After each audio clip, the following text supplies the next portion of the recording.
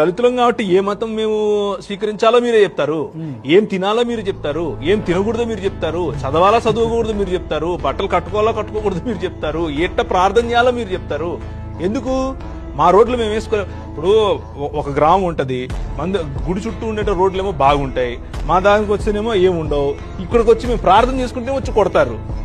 So ఇప్పుడు మా వాళ్ళు సర్పంచ్ ఉంటే, మాకు వార్డు మెంబర్ ఉంటే, మా దగ్గర మా పవర్ మా దగ్గర ఉంటే వీళ్ళ చేత అవుతుందా? ఇది క్రైస్తవులకు అర్థం కాదు. ఈ క్రైస్తవులకు ఏమర్థం అవుతుందంటే, మాకు దాన్ని ఏమంటారు, ఎస్సీ సర్టిఫికేట్ పెట్టుకోవాలి, మేము అది పోగొట్టుకోలేము, మేము దాన్ని ఏమంటారు, మేము మా డినామినేషన్ లోనే ఉంటాము, మేము మా ప్రార్థనలే మేము చేస్తాము, మీరు ఏమవుతున్నారో ఏం కావట్లేదు మాకు సంబంధం లేదు, మేమంతా కళ్ళు మూసుకొని ఇలా ఉంటాం.